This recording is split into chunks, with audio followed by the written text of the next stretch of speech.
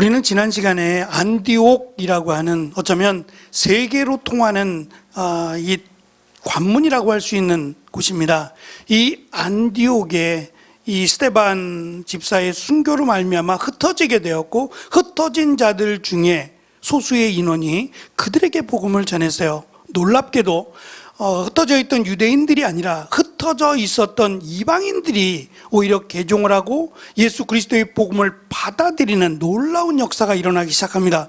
이것을 확인하기 위해서 바나바라고 하는 사람들에게 칭찬받고 믿음과 성령이 충만한 사람을 보내게 됩니다.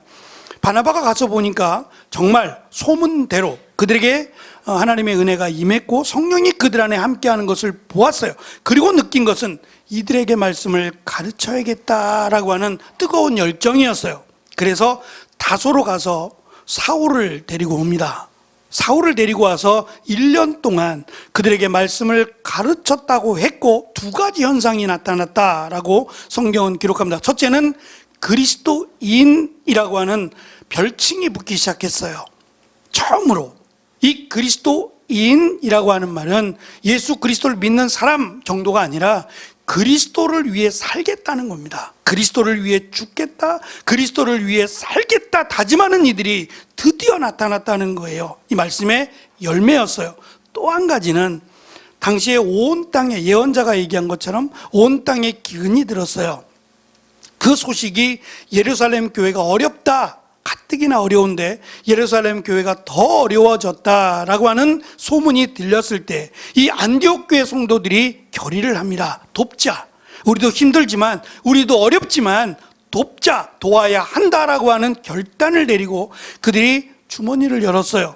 그리고 기부금을 마련해서 바나바와 사울 편으로 예루살렘에 가서 예루살렘 교회에 이 기부금을 전달하기 위해서 보내는 내용이에요. 지난 시간 우리가 말씀을 나눴던 마지막 절이 30절인데 11장 30절 같이 읽어볼게요. 시작. 그들은 돈을 모아서 바나바와 사울 편에 예루살렘에 있는 교회 장로들에게 보냈습니다. 그리고 우리가 읽은 말씀이 12장 1절로 5절이고 마지막 절이 25절입니다. 같이 읽을게요. 시작. 바나바와 사울은 자기들의 사명을 다 마치고 마가라고 하는 요한을 데리고 예루살렘에서 돌아왔습니다. 어디로요? 안디옥으로요. 그러니까 12장에 있는 이 말씀은 지금 기근 때문에 어려워진 예루살렘 교회를 돕기 위해서 안디옥에 있던 바나바와 바울이 기부금을 가지고 예루살렘에 왔다가 이것을 전달하고 다시 안디옥으로 돌아오는 짧은 시간이에요.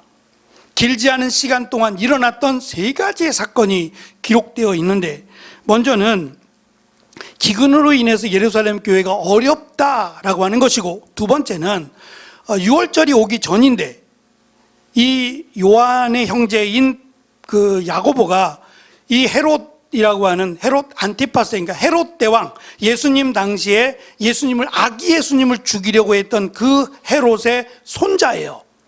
헤롯 아그리파 1세인데 이 헤롯이 야고보를 목베어 죽입니다. 그리고 세 번째, 한 발 더 나아가서 이번에는 예루살렘 교회의 대표격인 베드로를 잡아서 죽이려고 계획을 했는데 이때가 무교절이라 그랬어요. 그래서 무교절이 끝나면 이제 베드로를 공개 처형하기 위해서 감옥에 가두는 내용이 12장 전체의 내용이에요. 근데 이것이 짧다는 거예요.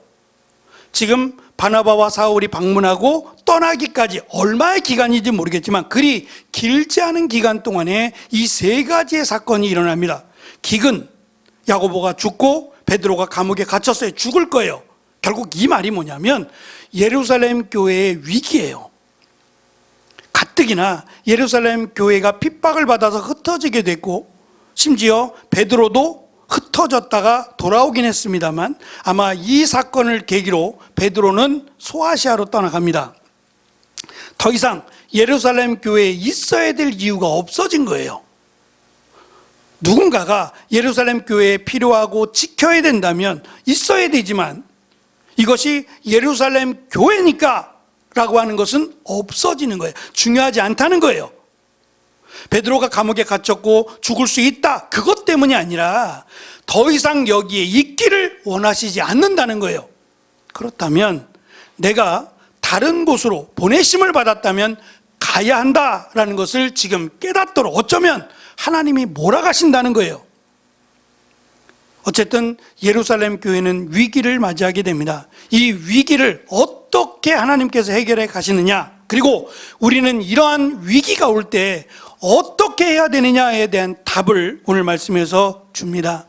1절에 보면 이 무렵이라고 설명합니다. 이 무렵은 두 가지인데, 하나는 기근이 들어서 바나바와 바울이 기복음을 가지고 안디오고에서부터 왔을 때, 그때를 말하고, 또 하나는 유월절 즈음이라는 거예요. 유월절이라고 하는 것은 출애굽기에서 시작된 단어예요. 유월이라고 하는, 넘어갔다는 뜻인데 뭐가 넘어가느냐 하면 죽음이 넘어가는 거예요. 하나님께서 애굽에 10가지의 재앙을 내리세요. 그래서 이스라엘 백성들을 자유케 하도록 더 이상 애굽의 노예로 살기를 원하지 않으셔요. 그래서 애굽으로부터 나가게 하시는데 그냥 내보내는 게 아니라 애굽에는 10가지의 재앙이라고 하는 하나님만 하실 수 있는, 도저히 감당할 수 없게 하셔서 백기를 들게 하는 거예요. 이스라엘만 바라보면 노예로 쓰기에 딱 맞아요. 그런데 그 이스라엘 백성들의 주인 되신 하나님이 한 분이에요. 애굽에는 얼마나 많은 신들이 있어요? 지금 10가지의 재앙이 신들과 관련된 것들이에요. 그만큼 신이 많습니다. 이루 셀 수 없을 만큼 신들이 많은데, 이 많은 신들과 이스라엘은 오직 한 분 하나님, 달랑 하나예요. 한 분 하나님을 믿는데요, 그러면 이 수많은 신과 하나인 하나님 누가 이기겠어요? 인간의 생각대로면 많은 신이 유리한데 그렇지 않다는 거예요. 이 신은 다 죽은 신이고 없는 신이고 한 분이지만 이분은 살아계신, 천지를 주관하시고 창조하신 하나님이라는 것을 보여주셨어요. 그 마지막 10번째 재앙이 죽음이에요. 근데 하나님은 이 죽음을 피할 길을 이스라엘 백성들에게 알려주세요. 문설주에다 어린 양을 잡아 그 피를 문설주에 바르면 죽음의 신이, 죽음의 사자가 그 집을 넘어간다는 거예요. 그게 유월이 됩니다. 그래서 이스라엘 백성들은 어린 양을 잡아 문설주에다 그 피를 발랐더니 죽음이 넘어갔더라. 그리고 피를 바르지 않은 애굽 사람들의 첫 번째 되는 장자, 아들이 됐던 딸이 됐던 첫 번째 되는 모든 것이 다 죽어요. 결국 이대로 버티다가는 내가 죽겠다 생각해서 백기를 드는 거예요. 가라, 제발 여기서 나가다오 라고 하는 사건이 유월절입니다. 그런데 예수님을 십자가에 달아 죽인 날이 유월절이에요. 이스라엘 백성들에게 430년의 노예를 청산하고 자유를 주시고 하나님의 백성, 하나님의 자녀를 삼으신 사건이 유월절인데, 그 유월절에 예수님을 십자가에 못 박아 죽였다는 거예요. 그것도 모자라서 지금 예루살렘 교회의 사도들, 제자들, 베드로까지 다 죽이려고 하는 겁니다. 그 유월절의 말입니다. 하나님은 그들을 버리시는 거예요. 유월절에 하나님을 대적하는 저들을 더 이상 유월절이라고 불리지 못하도록, 저들에게 유월절이 더 이상 희망이 되지 못하도록 그들을 떠나 오히려 천대받던 이방인들에게 이 복음을 전하게 하신다는 것을 기억해야 돼요. 내가 목사의 아들이니까, 내가 직분자의 장로의 아들이고, 내가 누구의 아들이니까 물론 하나님의 은혜를 받습니다. 그 은혜가 늘 가까이에 있긴 해요. 그러나 그것 때문에 구원을 받지 않아요.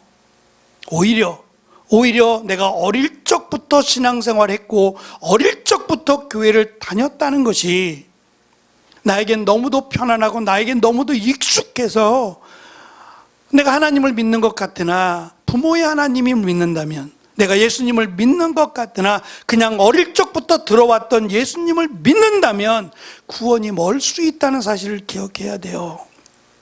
그래서 오히려 노예도 가보면 그런 얘기들 하세요. 목사님들 자녀 중에 목사가 되는 이들이 적다. 여러 가지 이유가 있겠습니다. 목사가 어려우니까, 어렵게 살아가니까 그 모습을 본 자녀들이 나는 그 길을 가기 싫어라고 할 수도 있고, 또 여러 가지 상처나 아픔이나 이런 것들 때문에 나는 그 길을 걸어가지 않겠다라고도 할 수 있고, 또 아버지가 본이 되지 않으니, 목사인데도 목사로서 살아가지 않으니 나는 이 길을 가지 않겠다 할 수도 있어요. 어쨌든 다양한 이유 속에서도 안타깝게도 목사의 자녀들이 그 길을 걷지 않는다. 누가 걷겠어요? 걸어야 된다면 당연히 그것을 보고 자란 자녀들이 걸을 확률이 높은데도 불구하고 반대다라고 하는 것은 많은 것을 시사해 주는 것 같아요. 그러니 목사의 자녀니까 구원받는다? 그런 건 없다는 거예요. 그런 건 없어요. 좋은 영향을 받아야 한다라는 건 분명히 있지만 그렇기 때문에 구원을 받는다는 건 아니에요. 그래서 오늘 말씀 가운데 오히려 이 6월절에 일어났던 이 사건이 오히려 하나님이 이스라엘을 떠나게 되는 결정적인 이유가 되기도 하고, 또 한 가지는 이 환난과 핍박이, 지금 헤롯은 베드로를 죽였어요. 야고보를 목베어 죽이고 무교절이 끝나면 일주일 7일 동안 6월절부터 시작해서 일주일이 끝나면, 무교절이 끝납니다. 끝나면 공개 재판하고 베드로를 죽이려고 하는 거예요. 그러면 베드로로 끝날까요? 아니에요. 이참에 다른 사도들, 다른 제자들까지 다 제거할 생각을 갖고 있었어요. 그런데 이것은 왕이니까 할 수 있는 계획일 수 있고, 또 왕과 결탁한 바리새인과 서기관들이 왕에게 샤바샤바샤바 해가지고 이러한 생각을, 이러한 계획을 갖고 있었을 수 있어요. 그러나 하나님은 살아계세요. 이 위기가 교회에서 기도하게 만들었어요. 할 수 없으니까. 그래서 때로는 하나님, 헤롯을 좀 말려주세요. 헤롯이 정신 차리고 이것을 하지 못하도록 도와주세요라고 기도했을 거 아니에요. 근데 이것이 하나님의 응답하십니다. 물론 야고보가 목베이기 전에 야고보를 구원하실 수 있음에도 하나님이 그냥 내버려 두셨어요. 저는 한편으로 이 야고보가 누구냐면 예수님께 이런 요청을 해요. 예수님, 왕이 되시면, 이제 사람들이 예수님을 왕으로 막 세우려고 하니까 왕이 되시면 야고보와 요한, 하나는 왼쪽에 하나는 오른쪽에, 무슨 말이에요? 우리 같으면 옛날에 영의정, 좌의정 이런 식으로 높은 자리에 왼쪽 오른쪽에 놓아주세요 라고 했던 사람이에요. 그의 어머니가 하기도 했고 그랬는데 예수님은 저들이 원하는 것을 저들이 알지 못한다 그랬어요. 그렇지 않는다는 거죠. 예수님은 아셨어요. 야고보가 어떻게 죽을 거라는 것을. 그리고 요한이 반모섬으로 유배되어 살아가게 될 거라는 걸 알고 계셨어요. 그래서 저들에게 필요한 것은 높은 자리가 아니라 이 고난과 핍박과 순교를 감당할 믿음을 달라 그랬어야 돼요. 기쁨으로 내가 이 일을 감당하게 해달라고 하는 믿음을 요청해야 되는데 아직은 깨닫지 못하고 예수님이 왕이 될 걸 생각하고 높은 자리를 달라고 하는 어리석은 모습을 우리는 기억해요. 근데 그들에게 임한 것은 순교였고 그들에게 유배되는 이러한 고난을 주셨어요. 베드로는 아직 할 일이 남은 것 같아요. 남은 것이 있어서 하나님은 베드로를 감옥에서 빠져나가게 하실 뿐만 아니라 베드로를 죽이고자 작정하고 계획했던 헤롯이 벌레 먹어 죽습니다. 이 놀라운 일이 12장 안에 기록이 되는데 이거 역시 이 일 가운데 우리가 해야 될 일은 기도하라는 거예요. 하나님의 도우심을 믿고 기도하라는 것이 오늘 말씀 가운데 주시는 가장 중요한 내용이 될 겁니다. 헤롯 아그리파 1세가 헤롯의 손자라고 말씀을 드렸는데 이 헤롯 아그리파 1세가 좀 특별한 게 하나 있어요. 헤롯이 에돔 사람이에요. 그러니까 이스라엘 사람이 아니니까 이스라엘의 왕이 될 자격이 없는데 억지로 로마에 청탁을 해서 이스라엘의 왕 역할을 맡게 됩니다. 그래서 그가 그 유대인 제사장 가운데 한 여자와 결혼을 하게 돼요. 그의 아들이 제사장의 딸과 결혼을 하게 돼요. 그래서 낳은 아들이 이 헤롯 아그리파 1세예요. 그러니까 그의 피가 반쪽은 이스라엘의 피가 흐르고 있는 거예요. 그의 어머니는 이스라엘 사람이고 제사장의 딸이에요. 그러니까 그것 때문에 사실은 헤롯 아그리파 1세는 나름 유대인들에게 어느 정도 인기가 있었어요. 반쪽은 우리의 피가 흐른다고 생각하니까 그래도 이스라엘 백성들과 친화적인 그런 왕이었어요. 그래서 더 큰 문제가 생기는 거예요. 그래서 이들 바리새인들이나 사두개인들이 원하는 것을 들어주었다는 거예요. 그 일이 지금 이 야고보를 목베어 죽인 일이나 그리고 베드로를 감옥에 가두는 일을 눈치 보지 않고 그냥 마음대로 행하고 있다라는 것을 우리는 알 수 있습니다. 이렇게 되면서 교회가 할 수 있는 일은 단순히 베드로의 일뿐만이 아니라 교회가 사라지게 생겼어요. 그래서 교회가 성도들이 모여서 힘써 기도하다라고 하는 것을 5절에서 말씀하고 있는 겁니다. 문제는 기도해요. 기도하는데 정말 하나님이 역사하시리라고는 기대하지 않았어요. 그래서 베드로가 감옥에 나왔어요. 오늘 12장 25절까지의 말씀 가운데 중심이 되는 내용이 뭐냐면 로데라고 하는 여종이에요. 여자애인데 이 여자아이가 베드로가 감옥에서 나와서 문을 두드렸어요. 새벽에 문을 두드렸더니 기도하고 있다 그랬죠. 그 시간에도 기도하고 있었을 거예요. 그 로데가 귀가 밝은 건지 문 쪽에 있었는지는 알 수 없지만 이 여자아이가 나와서 문을 자꾸 두드리니까 누가 두드리냐라고 하면 문을 열어주었어요. 누구예요? 베드로예요. 그러니까 문을 안 열어주고 들어가서 베드로 선생님이 왔어요. 베드로 선생님이 우리 집에 왔어요 라고 기도하고 있는 사람들에게 이야기했어요. 그러면 뭐라 그래야 돼요? 하나님이 우리의 기도를 들어주셨다. 아멘이라고 말해야 되잖아요. 너 지금 정신이 없구나. 누가 왔다고? 베드로가 어떻게 와? 베드로 선생님이 여기를 어떻게 오냐고 하면서 오히려 이 로데 여자아이를 핀잔 줘요. 장난하지 말라고. 지금 때가 어느 때인데 너 자다가 일어났니? 라고 하면 오히려 핀잔을 주고 있는 모습이 이 12장의 중심 내용이에요. 기도는 했는데 정작 하나님의 기도를 응답해 주시니 아멘이 아니라 믿지 못하고 있는, 불가능하다는 거죠.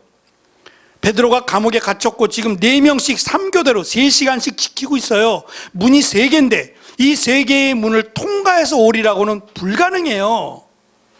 기도했잖아요. 불가능하니까 기도했잖아요. 그게 가능하게 됐죠. 우리가 하는 기도가 그럴 수 있다는 거예요. 내가 기도하고 있는데 믿지는 않아. 하나님 기도해, 하나님 도와주세요. 하나님만이 하실 수 있어요 라고 기도하면서 내 마음 한켠에는 될까 이게 우리의 연약한 모습이라는 거예요.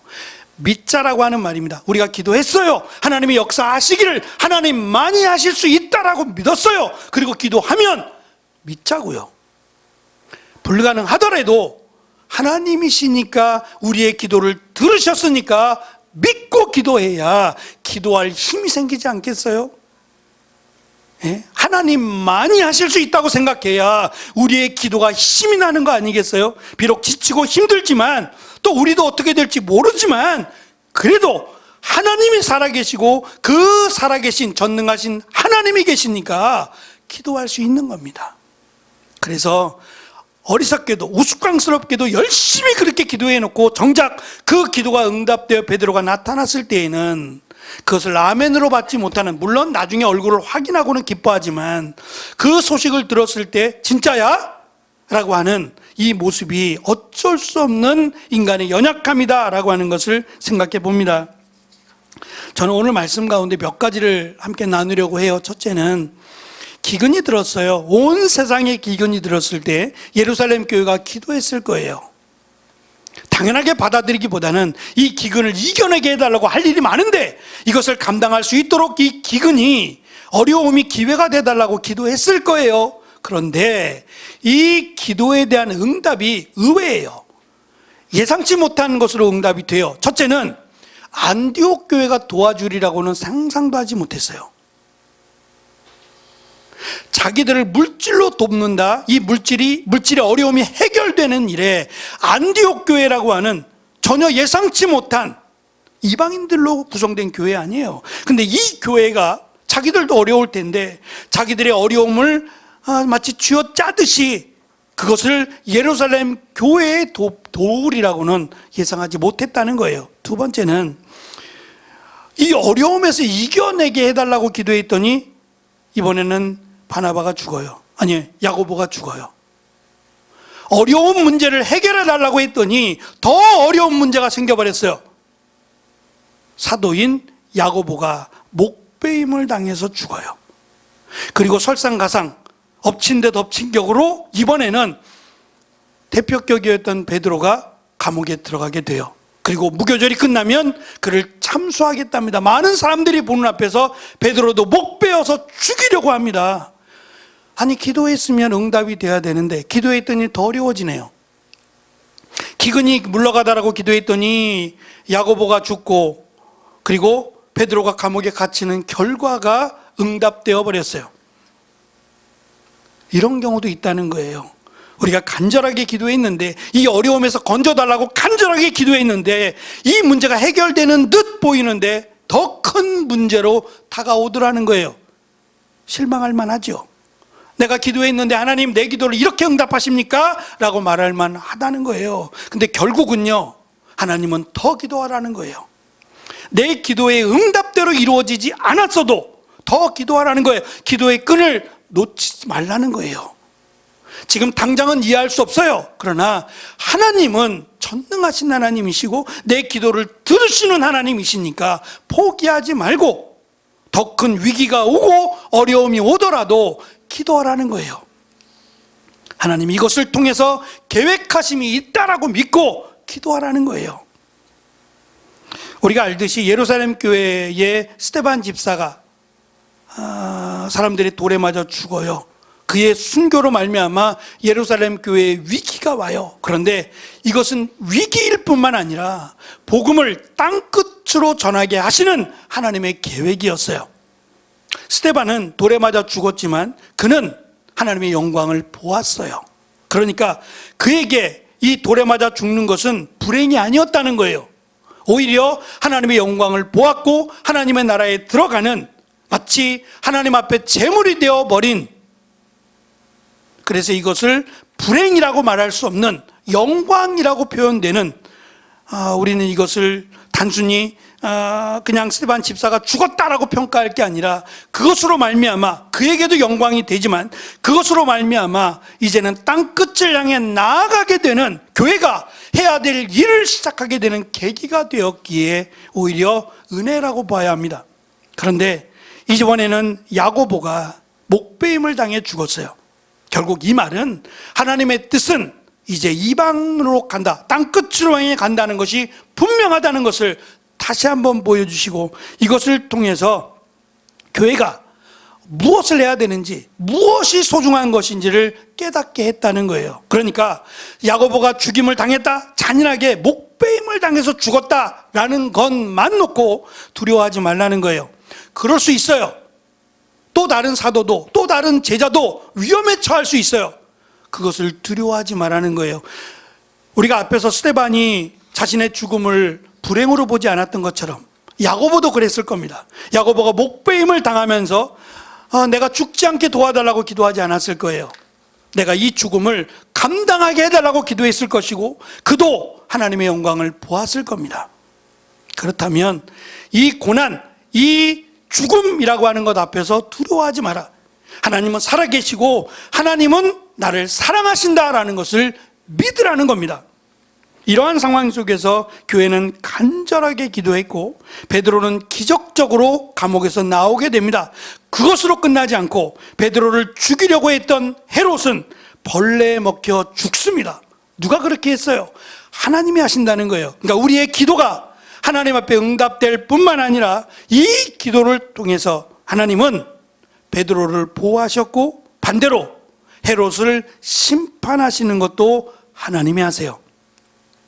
그러니까 우리의 기도가 내 뜻대로 응답되지 않아도 하나님은 이 기도의 응답을 하나님이 원하시는 대로 이루어 가신다는 것을 믿어야 합니다. 보호하시는 것도 또 심판하시는 것도 하나님이 하실 거예요.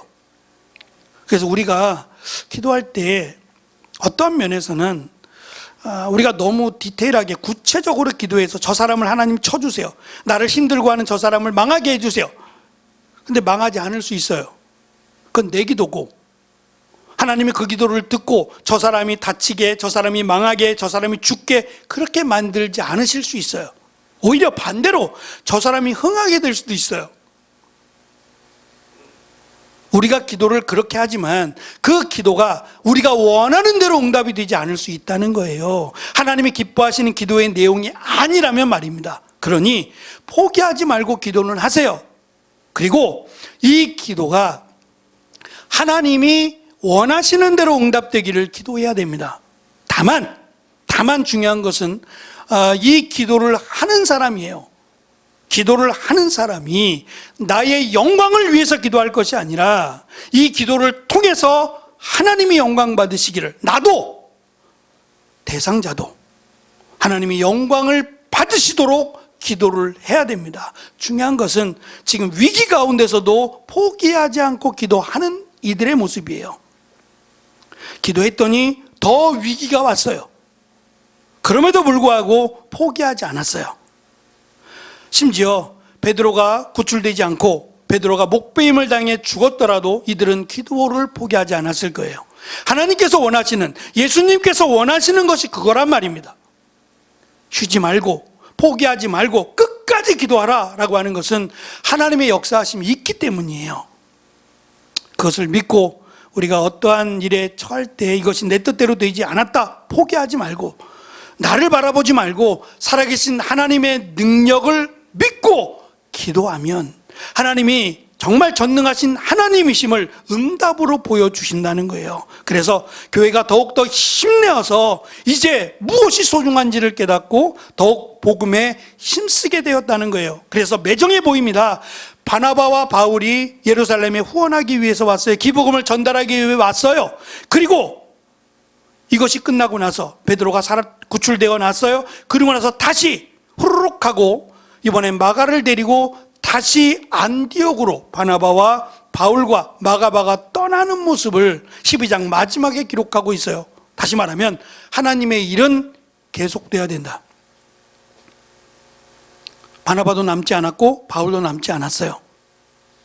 하나님은 그들을 통해서 일할 것이 있어서 그들을 다시 안디옥으로 보내신다라고 하는 것을 기억해야 돼요. 그러니까 중요한 것은 예루살렘 교회가, 우리 교회만이 이게 중요한 게 아니에요.